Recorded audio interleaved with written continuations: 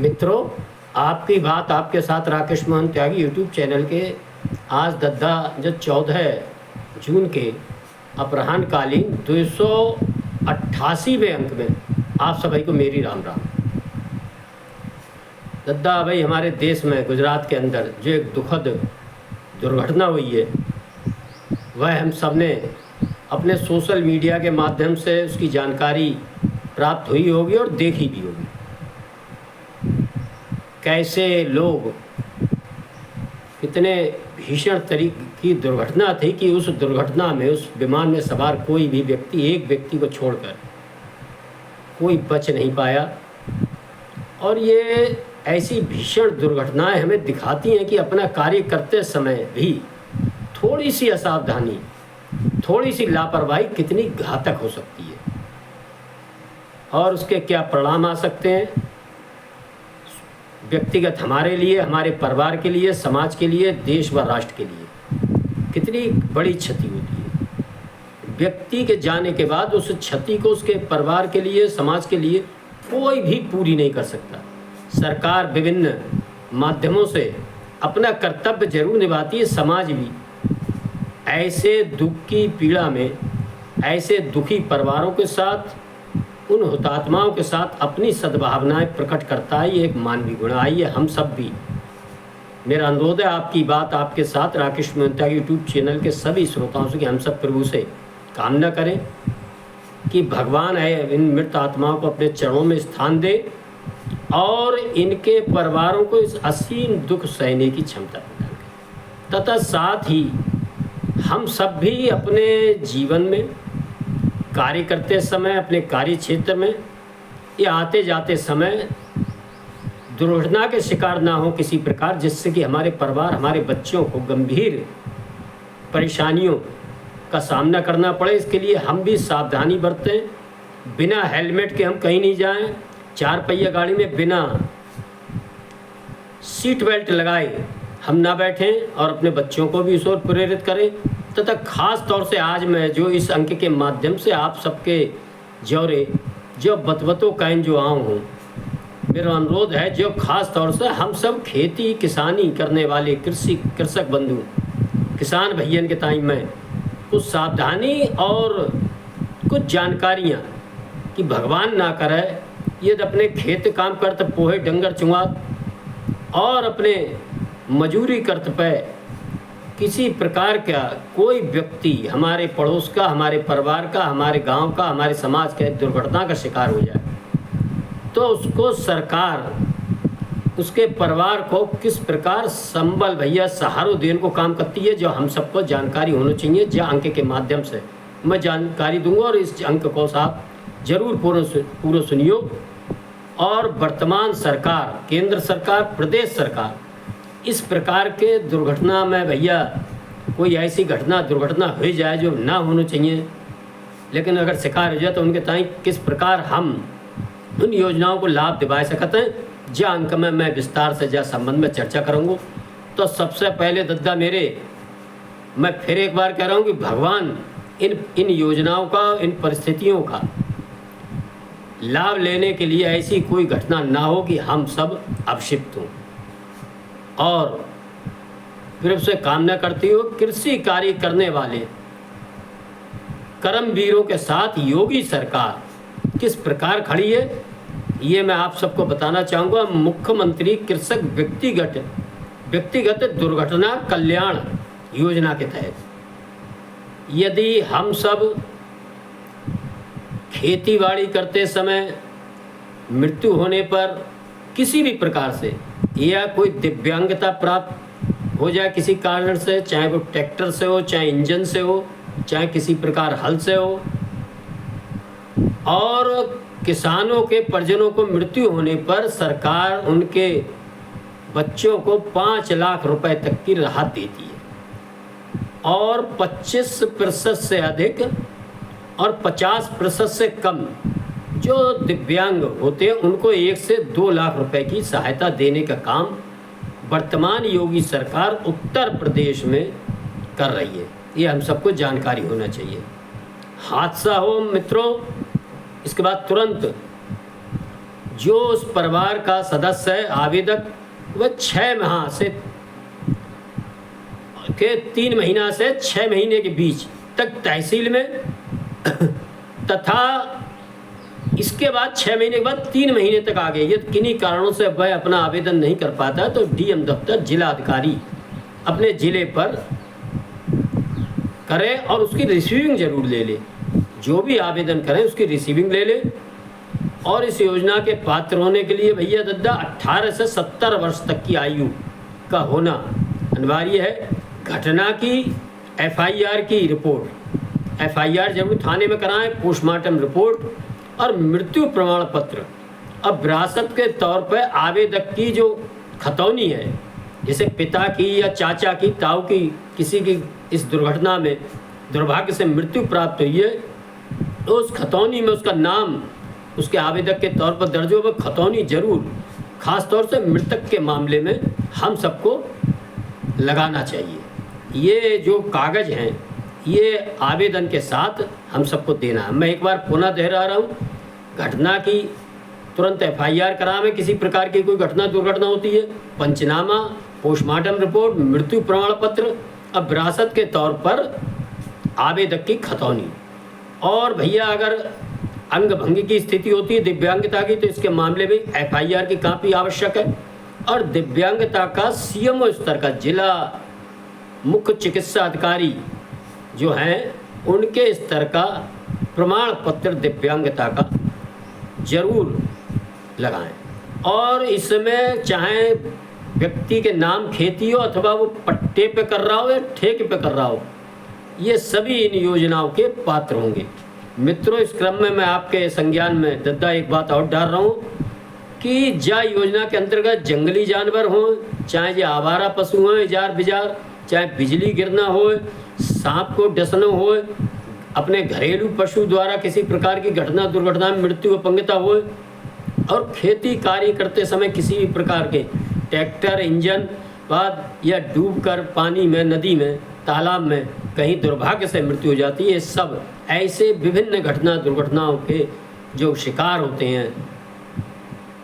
हमारे कृषक भैया, हमारे गांव गरीब किसान, झुग्गी झोपड़ी के इंसान, उनके ताई सरकार इस योजना के माध्यम से उनके परिवार को संबल देने को काम करती है दद्दा।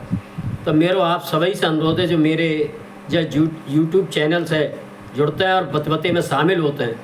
तो मेरा अनुरोध है कि जब सूचना को गंभीरता से लें कि बहुत से जगह देखने में आता है कि लोगों को इनके बारे में सही रूप से जानकारी न होने के कारण या उस परिवार में छोटे बच्चों को होने के कारण, नादान होने के कारण इन योजनाओं का लाभ नहीं मिल पाता है, जिससे उनको बहुत भारी उनके घर में बुजुर्ग के न रहने के कारण जो लाभ मिल सकता था वो नहीं मिल पाता है। हम सब ऐसे अगर दुर्भाग्य से कोई दुर्घटना का शिकार परिवार हो जाए तो उसको इस योजना का लाभ लेने में सहायता प्रदान करेंगे, मेरा आप सभी से अनुरोध है।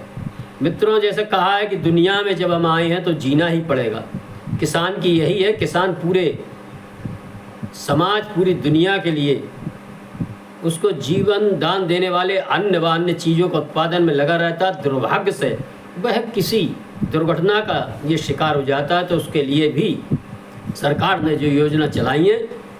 इसके लिए हम सब को निश्चित ही जानकारी होना चाहिए। मित्रों, साथ ही मैं आप सबके मध्य कुछ जानकारियाँ गांव से संबंधित और देने का काम करूंगा, जो सरकार बहुत शीघ्र ही हमारे गांव में रहने वाले ग्रामीण भैया, दद्दा भैया, घर के लोगों को रहने के ताई जो बड़ी दिक्कतें आती हैं गांव में, आप सब देख रहे होंगे। वर्तमान सरकार में लगातार कहता हूँ भैया, जब कानून को लागू करने वाले हाथ अच्छे होते हैं तो फिर कानून भी सही प्रकार से लागू होते हैं। सन 14 के बाद जिस प्रकार गांव में विकास की एक दौड़ चल रही है, अच्छी सरकार है। हम लोगों ने अपने कीमती वोटों से, निजी हितन से ऊपर, जातिगत हितन से ऊपर, व्यक्तिगत हितन से ऊपर उठ के भैया दद्दा गांव के विकास, देश के विकास, समाज के विकास, गरीब के विकास के हित करने वाली सरकारें चुनी है। तो से गांव में आप देख रहे होंगे, मैं कई अपने जो चैनल के अंक में आपको बता चुका हूँ कि किस प्रकार गांव में आप देख रहे होंगे लगातार पानी की टंकी के माध्यम से पानी लगातार अनवरत रूप से अधिकतम से अधिकतम बत्ती का हमें लाभ मिल रहा है। ट्यूबवेल सिंचाई, मुफ्त सिंचाई भी किसान को मिल रही है। जो 10 साल पहले और सरकारें थी, उनमें ये कल्पना भी हम नहीं कर सकते थे। गांव में इस प्रकार की सीसी सचिवालय गांव में बने हुए, और सार्वजनिक शौचालय, कूड़ेदान, और शिक्षा का स्तर जिस प्रकार उठा है, वह हम सब अपने गांव गरीब किसानों के लिए जो शिक्षा का केंद्र है, जो प्राइमरी स्कूल है, जूनियर हाई स्कूल है गांव में, उनमें उनकी दशा किस प्रकार बदल रही है, उनमें शिक्षा की और वहाँ की व्यवस्था की, वह हम सब स्वयं देख सकते हैं। नहीं देखा है तो मेरा अनुरोध है हम सब जरूर देखें, ध्यान दें कि आखिर शिक्षा के क्षेत्र में गरीबों के बच्चों को, मजूरों के बच्चों को हुजूर बनाने की जो शिक्षा प्रणाली किस प्रकार सुंदरता के साथ वर्तमान सरकार गांव में लागू कर रही है, इसको महसूस करें। इसी क्रम में कुछ काम गांव की गरीब जनता के लिए इसी विकास के क्रम में जो मैंने गिनाए थे, आगे भी करने का काम कर रही है। अब सभी ग्राम पंचायतों में 58,189 ग्राम पंचायतें घर के उत्तर प्रदेश में हैं। योगी सरकार सभी ग्राम पंचायतों में निर्णय लिया है कि भैया ये शादी ब्याह गरीबन के होते हैं, लौड़ियन के ब्याह बारातें आती हैं, कहाँ ठहरें, बड़ी दिक्कत है, और बड़े बड़े महंगे बारात घर हैं, गरीब आदमी ना ले पाता है तो बड़ी परेशानी आती है। अब उसके लिए हर ग्राम पंचायत में बारात घरों का निर्माण करने का निर्णय योगी जी ने लिया है। इसके लिए दद्दा लगभग एक बारात घर पर 30 लाख रुपये खर्च हुए हो, और जो 30 लाख रुपया जो खर्च हुए वो जा हिसाब से 17.456 करोड़ रुपए का बजट आवंटित किया है। और जो जानकारी, जो दोनों ग्राम पंचायत विभाग की जानकारी उप मुख्यमंत्री केशव प्रसाद मौर्य ने अपनी पत्रकार वार्ता में दी है। और इसी क्रम में भैया जो अंत्येष्टि स्थल, जिसको शमशान भूमि कहते हैं, जहां हर व्यक्ति अपनी अंतिम यात्रा उसकी पूरी होती है, और जब मौसम खराब होता है, हम सब ने देखो है, झड़ लाग जाता है, और कोई बात आ जाए आंधी बहार, तो भैया ना झड़ कह के आता है ना मौत कह के आती है। ये तो जाको टाइम तो काऊ को ना मालूम है, तो बड़ी दिक्कत और परेशानी हो जाती है। वह दिक्कत और परेशानी को देखते हुए अब सरकार ने हर ग्राम पंचायत में एक अंत्येष्टि स्थल एक बड़े स्तर का बनाने का भी निर्णय लिया है। और इस जा में भैया एक अंत्येष्टि स्थल में दद्दा एक गांव बनाए वो 14.174 करोड़ रुपया कुल खर्च हुए वो, और एक जो मैं कुल प्रदेश को खर्चा बता रहा हूँ, और 24.36 लाख रुपया एक अंत्येष्टि स्थल में खर्च हुए वो।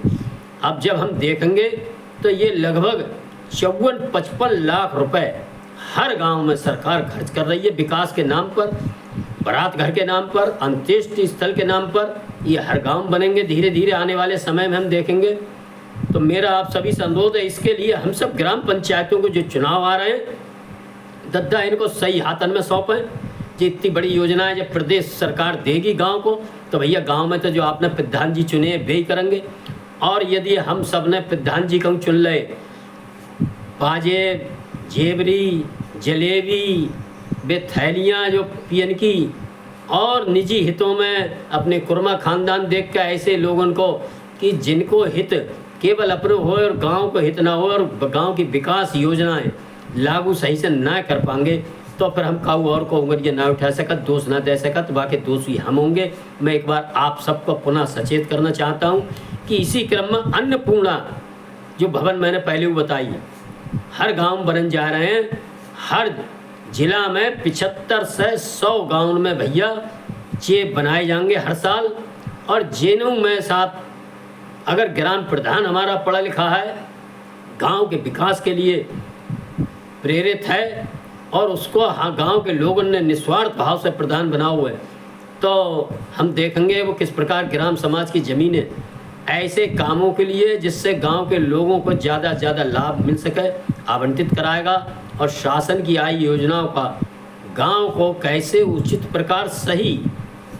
बिना किसी भेदभाव को लाभ मिल सके वह कार्य पूर्ण कर सकेगा। ये हम सबको ध्यान दें। मैं एक बार पुनः आप सबको सचेत करना चाहता हूँ, बाबा साहब की वह चेतावनी याद रखें कि आप किसी पर उंगली उठाते हैं, कानून पर उंगली उठाते हैं, कानून की कोई कमी बताता हो कि साहब भ्रष्टाचार फैले होगी, जो है कि वो साहब जो ना हेरो वो ना हेरो। तो सबसे पहले आप दोषी हैं कि आपने ही अपने कीमती वोट से जो कानून लागू करने वाले हाथन को मजबूती दी है। तो मेरा अनुरोध है कि हम सब ध्यान रखें, चाहे ग्राम पंचायत को दद्दा चुनाव हो, चाहे लोकसभा को हो, चाहे विधानसभा को हो, अपना कीमती मत देते समय बाबा साहब की जय चेतावनी को याद रखें, बिना किसी निस्वार्थ भाव के देश हित, राष्ट्र हित, गरीब हित, ग्राम पंचायत हित में कौन व्यक्ति, कौन पार्टी, कौन संगठन सही उचित काम कर रहा है, उसका आकलन करके ही बिना किसी निजी जातिगत स्वार्थ के ऊपर उठ के मत कीमती देने का काम करें। तभी हम अपने ग्राम पंचायतों में सरकार द्वारा दी जाने वाली इन योजनाओं का लाभ उठा सकेंगे। मैं दद्दा एक बार जो अंक के अंत में आप सबसे मेरा विनम्र अनुरोध है, यदि इस प्रकार की जनहित की, लोकहित की, गरीब हित की, सनातन हित की, राष्ट्र हित की जो चर्चा जो बतबतो कहन मैं आप सबके जौरे आता हूँ और आपको अच्छो लागत है, तो मेरा अनुरोध है कि यूट्यूब पर सुन के जाको भैया लाइक कर दो करो, और जो फ़ोन में नंबर होते हैं आपको ज़्यादा कुछ ना बिगड़ा है, 2-4 मिनट लगेंगे, ज़्यादा से ज़्यादा शेयर कर दो करो, जैसा और लोगों को जानकारी मिले। और अभी तक जिन भैया ने मेरे आपकी बात आपके साथ राकेश मोहन त्यागी यूट्यूब चैनल को यूट्यूब पे जाके माइक पे बोल के अभी सब्सक्राइब ना करो, मेरा निवेदन है सब्सक्राइब करें। अब मैं अंक में अपनी वाणी को विराम देता हूँ। आप सभी को बहुत बहुत धन्यवाद। जय श्री राम, जय श्री वाल्मीकि भगवान, भारत माता की जय।